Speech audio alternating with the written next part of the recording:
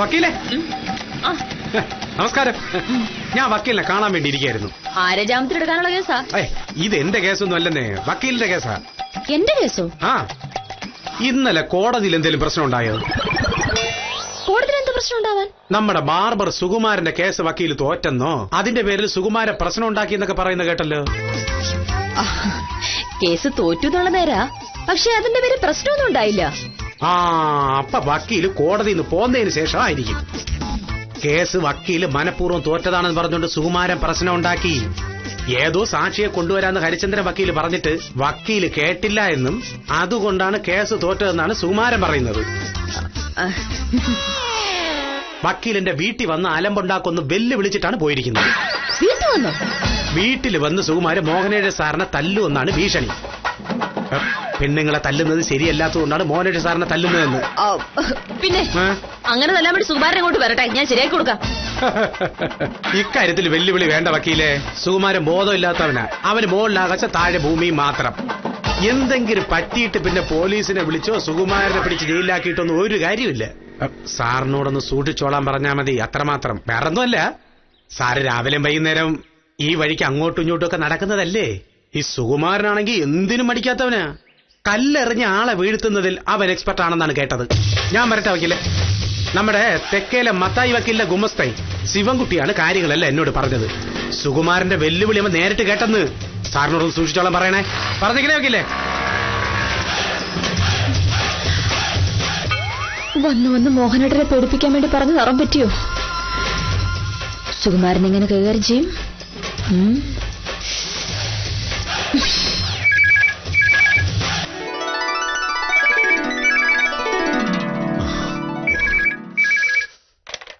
Hello മോഹനേട്ടൻ, ഞാനാ. എന്താ വേണ്ടത്? ഞാൻ വില്ലേജ് ഓഫീസിൽ വിളിച്ചപ്പോ അവിടെ ചെന്നില്ല എന്ന് പറഞ്ഞു. അപ്പോഴാ മനസ്സിലായത് സാറിന്ന് ലീവ് എടുത്ത് വീട്ടിലിരിക്കുവാന്ന്. തലവേദന എങ്ങനെയുണ്ട്? തലവേദന എങ്ങനെ ഉണ്ടാവാനാ? അപ്പൊ ദേഷ്യം ഇതുവരെ പോയില്ല. ഞാൻ വേറൊരു വിശേഷം പറയാൻ വേണ്ടി വിളിച്ചതാ. എന്ത് വിശേഷം? ഞാൻ ഒരു സുകുമാരന്റെ കാര്യം പറഞ്ഞില്ലേ, ബാർബർ സുകുമാരൻ. ഞാൻ അറിയാവായി നോക്കിയേ. അവനെന്താ പ്രശ്നം? ഇന്നലെ കേസ് തോറ്റ കാര്യം ഞാൻ പറഞ്ഞില്ലായിരുന്നോ? അവനിപ്പോ പറയുന്നത് ഞാൻ മനഃപൂർവ്വം തോപ്പിച്ചു എന്നാ.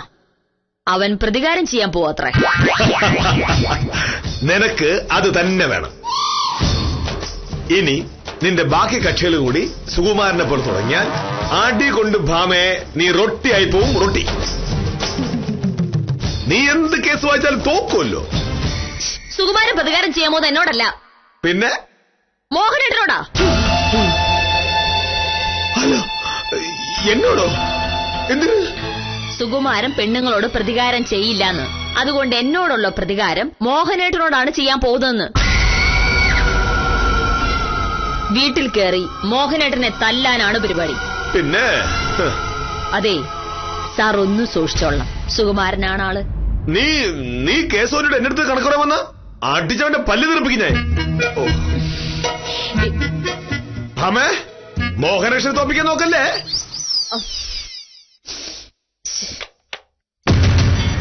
പിന്നെ എന്നെയാ പേടിപ്പിക്കാൻ നോക്കുന്നേ. അങ്ങനെ പേടിക്കുന്നുണ്ടല്ലേ ഈ മോഹനേഷൻ? ഭാര്യ കേസ് തോറ്റുന്ന കരുതി ഭർത്താവിന്റെ നേരെ വൈരാക്കി നിൽക്കൂ. ഇവിടെ അങ്ങനെ കയറി വന്ന സുകുമാരന്റെ കഷ്ടകാലമായിരിക്കും. ഒരു വില്ലേജ് ഓഫീസറുടെ വീട് കയറി തല്ലുക എന്നൊക്കെ പറഞ്ഞാൽ അപ്പൊ സാധാരണക്കാരന്റെ അവസ്ഥ ഉണ്ടാവും. മോഹനേഷ,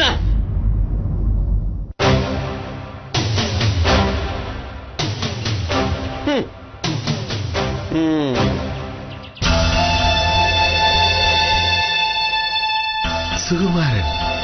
മോഹനകൃഷ്ണൻ. ആരാ മോഹനകൃഷ്ണൻ? ഈശ്വര, ഭാമ പറഞ്ഞത് സത്യായോ? വെച്ചിട്ടുണ്ട് നടക്കാൻ. എന്താ അവന്റെ ഉദ്ദേശം? പട്ടാപ്പാൽ വീട്ടിൽ കയറി തല്ലാനോ? എന്റെ അടുത്താ അതിന്റെ കളി.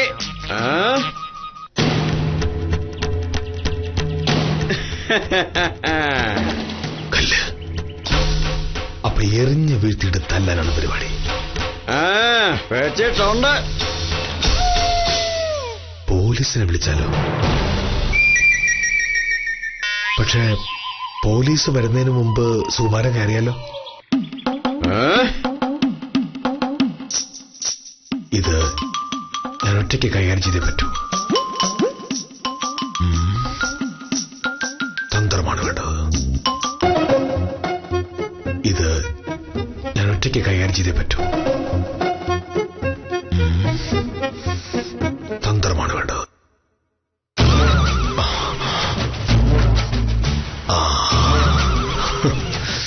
കാലം കൂടാ. ഇതവന് കാലനായാലോ? അത് വേണ്ട, പോലീസിനെ തന്നെ വിളിച്ചേക്കാം. അവര് വന്ന് തന്നെ തൊണ്ടി ശ്രദ്ധം കൊണ്ടുപോട്ടെ, അതാ നല്ലത്. മുഖ്യമന്ത്രി പറഞ്ഞതുപോലെ നിയമം നിയമത്തിന്റെ വഴിക്ക് പോട്ടെ. 0-0. ഹലോ, പോലീസ് സ്റ്റേഷനല്ലേ? കള്ളു ഷാപ്പോ?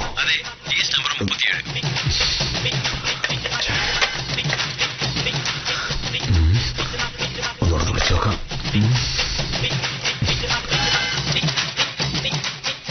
ഹലോ, ഞാൻ വില്ലേജ് ഓഫീസർ മോഹനേഷനാ. ഒരു അത്യാവശ്യ കാര്യമുണ്ട്. വെച്ചിട്ട് പോടോ. പോലീസ് സ്റ്റേഷൻ വിളിക്കുമ്പോ കള്ളു ഷാപ്പാണ്.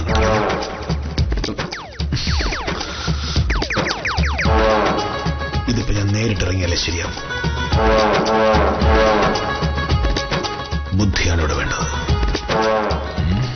ഓരോ ചുവടും സൂക്ഷിച്ചു.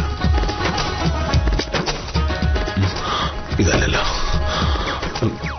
Store room. വെട്ടുകത്തി തല വെട്ടിപ്പൊട്ടിക്കാം.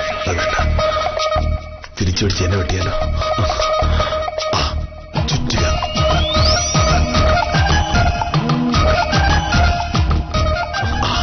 ചെരവ. ചിലപ്പോ തിരിച്ചു പിടിച്ച് എന്നെ അറിയും. വേണ്ട, കല്ല് വെച്ച് അവനെ എറിഞ്ഞു കൊടുക്കാം. അതും വേണ്ട. അമ്മിക്കുത്തി കത്തി അല്ല, ഓലക്ക. ഓലക്ക. ഇത് മതി. അടി. മോഹനകൃഷ്ണൻ കളി. സുകുമാരോ. മൊത്തം പ്രതിബന്ധങ്ങളാണല്ലോ. ഇനിയുള്ള ഓരോ ചുവടും സൂക്ഷിച്ച്.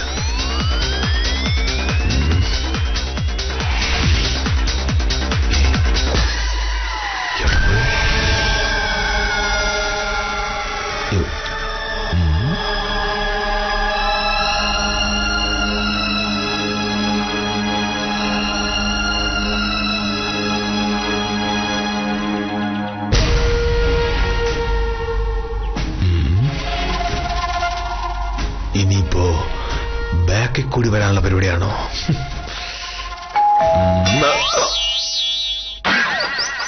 ഓഹോ, കോളിംഗ് ബെല്ലൊക്കെ അടിച്ച് ആളെ വിളിച്ചു വരുത്തി കല്ല് കൊണ്ടെറിയാനാ പരിപാടി. ഇതങ്ങനെ വിട്ടാൻ പറ്റില്ല. ശർക്കരശ്ശേരി.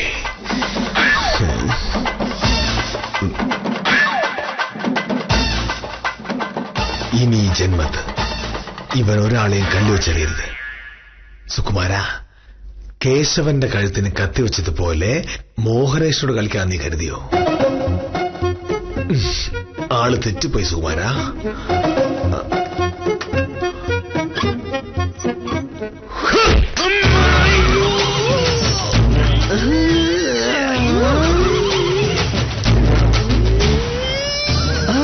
ഉത്തമപ്പോ വന്നു.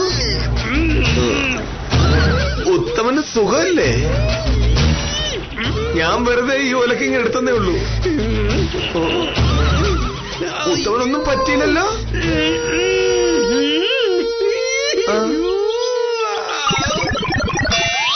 അയ്യോ,